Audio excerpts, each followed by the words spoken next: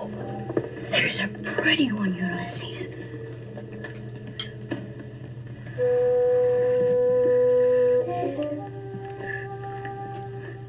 There it is. Hello BookTube, I'm Sean the Book Maniac. Welcome back to my channel. Here I am with another Friday Reads, but quite different Friday Reads than the usual fare. I decided not to push myself to finish a whole bunch of stuff this week, so I only have one book finished to tell you about, and it's time for me to fess up about the undue pressure I put on myself to finish things. It's not you guys putting pressure on me, absolutely not. It's Sean the Book Maniac beating himself up.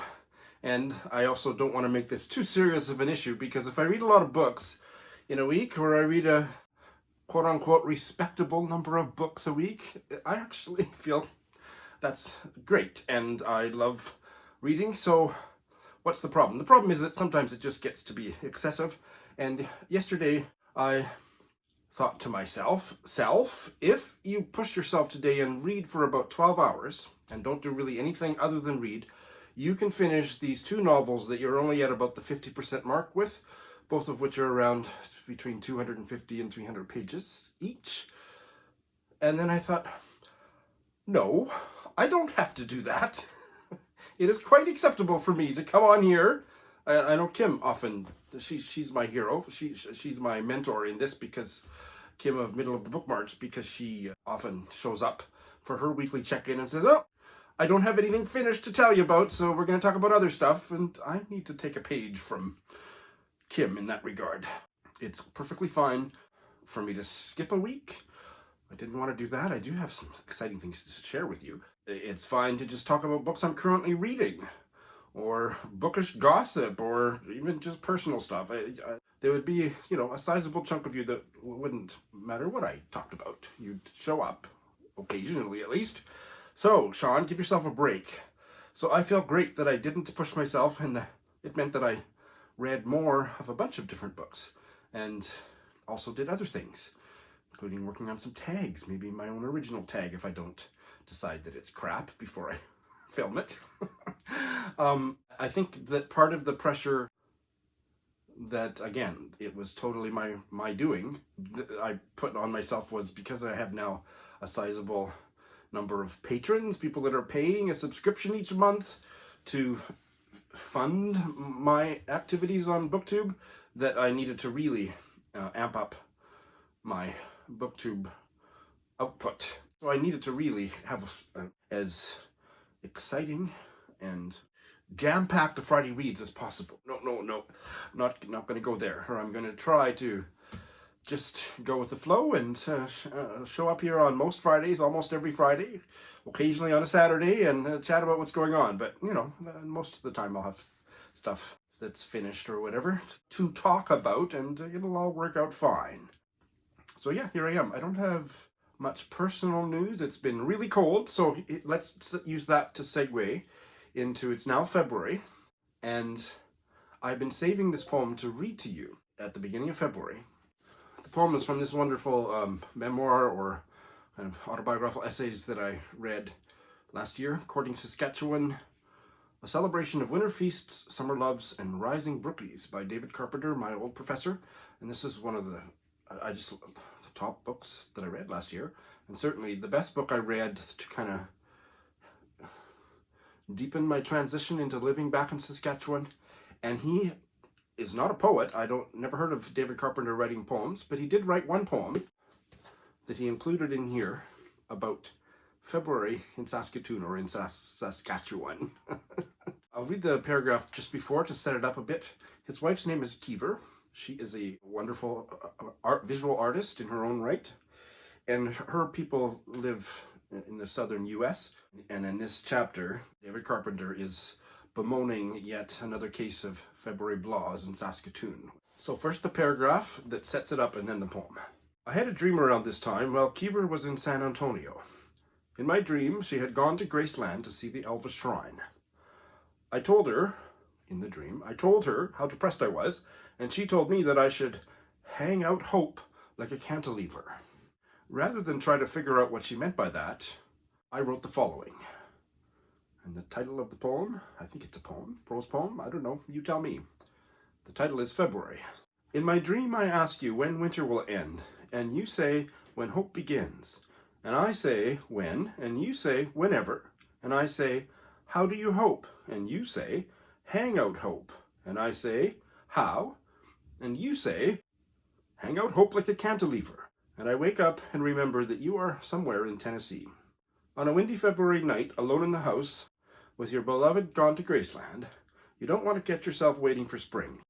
It might well be spring in Graceland, but you're closer to Iceland than Graceland. Don't talk to me of spring. Just let the winter be over. That will do just fine. The snow has an icy carapace as hard as frozen bark. The streets are rutted with ruts as hard as rails. The ice is forever like death and taxes, and hope has left the building. And I figured out why the ice is forever. It's because in February, it's always February. The wind, the snowless glazing wind can't wait to get down to North Dakota for some cross-border shopping. It smells like perpetual motion. It smells like the tracksuit of a marathon runner with insomnia. It smells of all the little nullities we have gathered since November. It smells of waiting and waiting on a windy night until you come home to me with a March or April bloom on your face and some evidence of returning life. And you say, did anyone call? And all I can say is, February. February.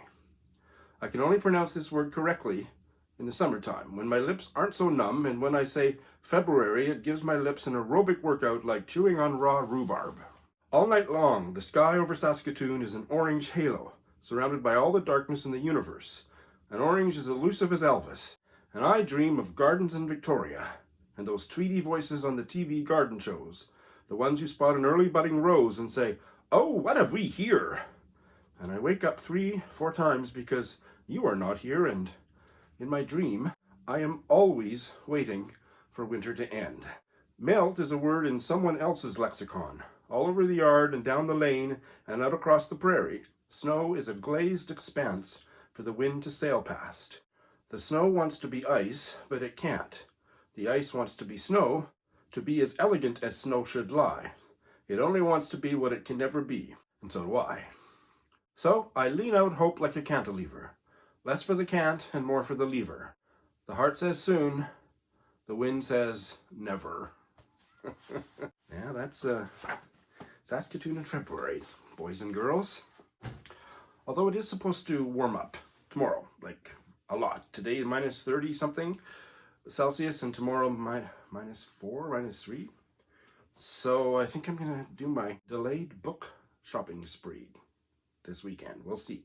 I also wanted to tell you that the wonderful Kendra Winchester, my friend, and you all know about her. She had the Reading Women podcast for many years, which is an immensely popular podcast, has now launched her latest venture. It's called, oh no, I apologized to her just the other day about continuously, perpetually fumbling on how to pronounce this word. So let's get it right from Kendra's mouth.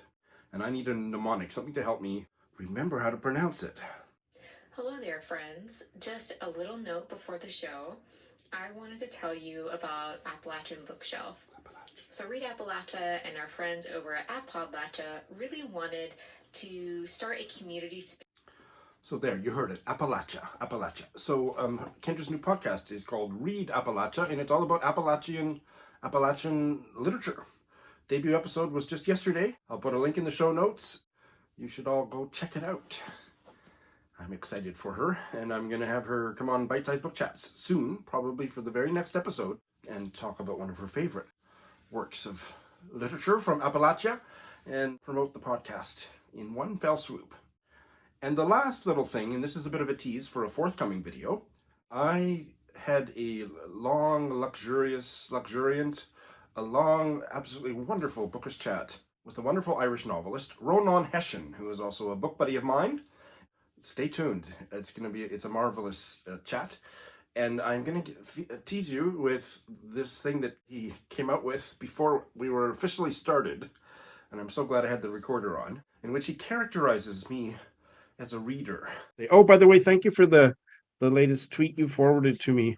But actually, I can't stand Barbara Commons. Did you think it was Barbara Pym? Ah, yes, sorry, yes. Have you tried Barbara Commons? You probably would love her. No, Everybody loves her. I can't stand her stuff. It's too weird for me. Give me some well, Barbara. treat my tweet as a warning to stay away from it then. Yeah. Well, I figure I need to figure out why do I have this weird negative experience, and everybody else, like James and Dorian, they worship her, and it's like, what am I missing? I bailed on 2 of her books, so I really, more than anyone else, I sort of interact with through the book world. I admire hugely your uh, your stout reading sovereignty. Uh, I stout reading sovereignty. That is fabulous. I want that on a t-shirt. My stout reading sovereignty. I assume Ronald was referring to the meanings bold, brave, dauntless, firm, stubborn, resolute, forceful, and vigorous, not bulky and figure, Ronald. That was a delight, so I thought you'd enjoy that. I will start working on editing the long chat quite soon. And here is the week in review. So this meaning of verge is the edge, or the rim. So the edge or rim of the forest, but fasten your seatbelts. It's going to be a bumpy etymological explanation.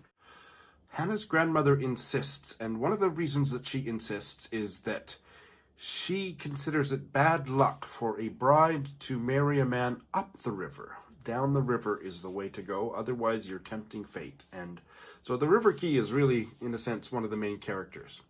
Hannah's procession, and it is a procession, down the River Key, several miles, several kilometers down I don't know how many, but several hours down the river is one of the best parts of the book, because all of old Japan is there in the ritualistic procession down the river that Hannah embarks upon to her new life with her husband, who I think she'd met for about 5 minutes once a few years before. Their father poked his head in from the porch. Have you got your camera, Joe? When doesn't she? It's like a growth, a third eye. I can answer for myself. If you're actually listening for a change, you must be married to that thing. I don't think you've even looked at anything except through the peephole since you got it. It's a viewfinder. Stop, you two, said their mother. Now get in the car. And Josephine, I want a nice portrait of your grandmother. Do you hear me? A person doesn't turn 92 every day. Mother, you know I'm not that kind of photographer. Close the door so we can drive without somebody falling out, her father said. Now, Joe, exactly what kind of photographer are you? It's meant as a serious question. I'm interested.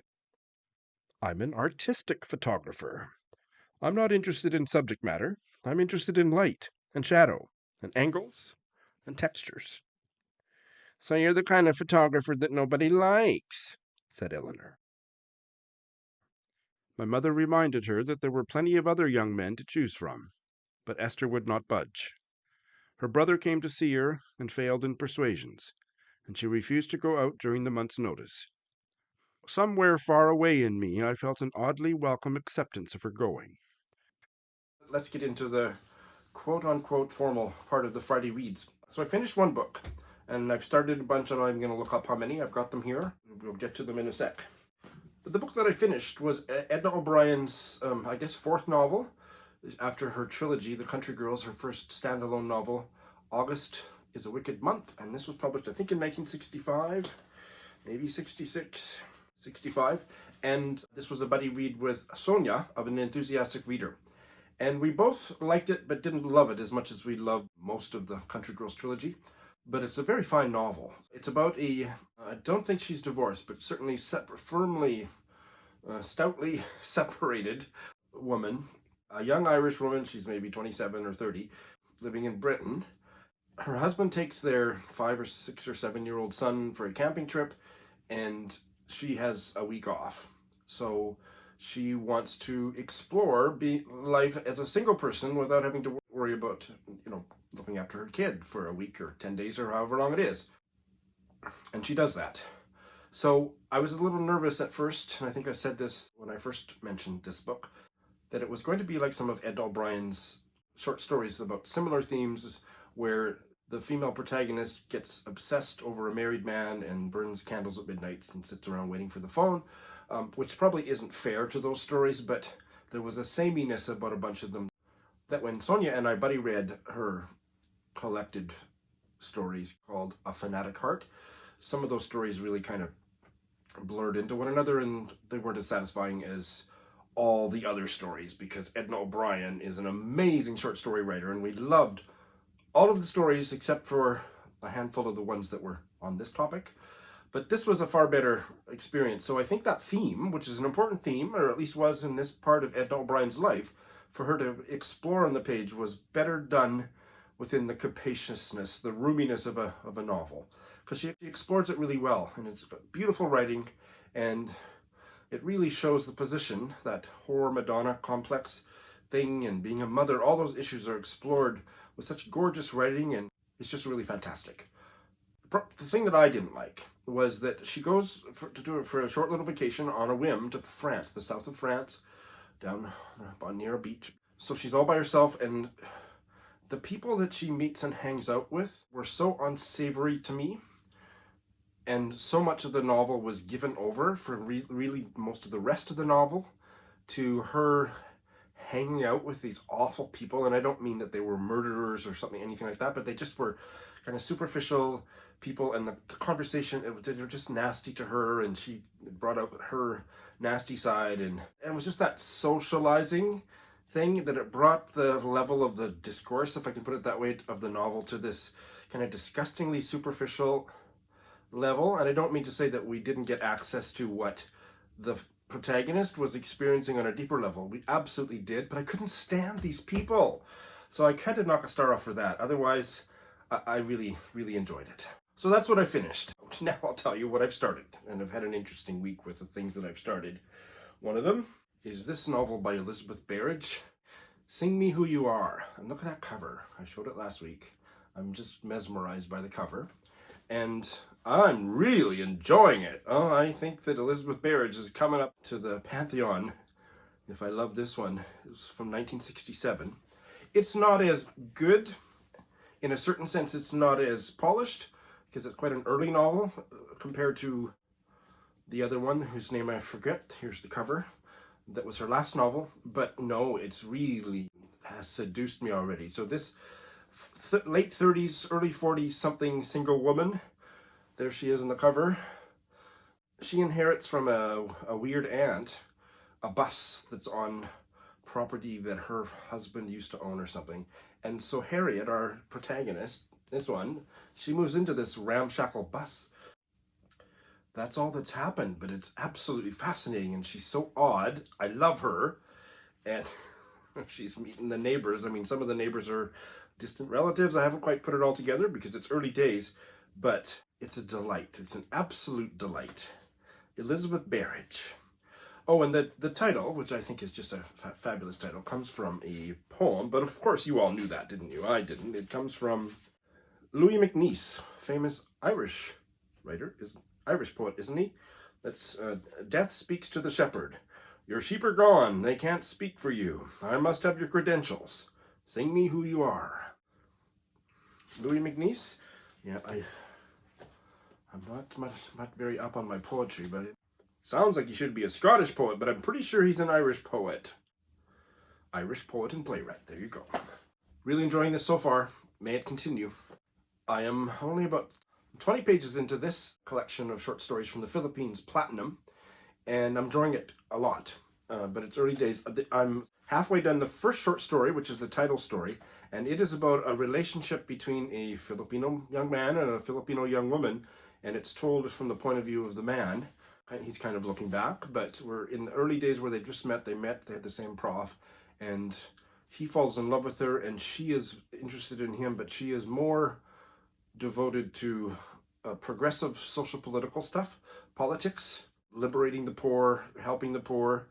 He doesn't really care about any of that, but she's married to it, really, in a sense, and she comes from a rich background, and she is not indifferent to him. She really likes him, but she's trying to convert him to her way of thinking and being as a very political person. In the early days of the Marcos regime, I think before Marcos established the dictatorship, like he had been elected, hadn't he? I did a little bit of Wikipediaing as I was getting into this. he wrote this in English, and the writing is fantastic. So it's very early days, as I always say, but starting out really great. I am rereading this as a audio narration for one of my top tier patrons. I have never asked her if I can use her first name, so I won't. And you know what?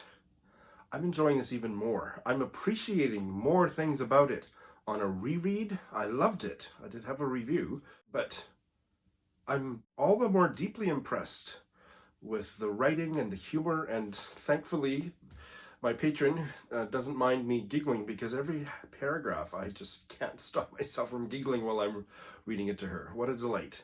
So if I didn't convince you the first time, I have now upped my rating from 5 stars to 7 stars. It's excellent. And it needs to be an audiobook, actually. It would be so good on audio.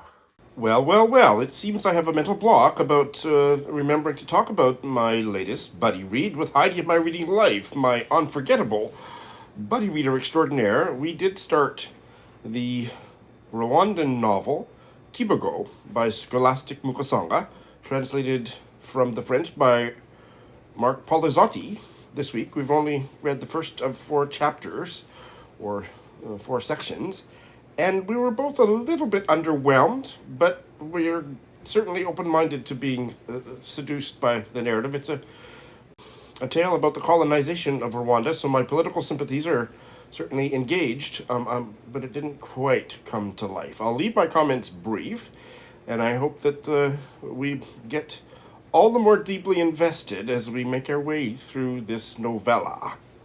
I won't say who, but somebody that I know just a little bit on bookish social media was involved in a minor, I think somewhat minor, but a little bit major car accident, and she's unable to read or do very much reading. And when she told me this, of course, it reminded me of the fabulous reading project that I had done with Lindy.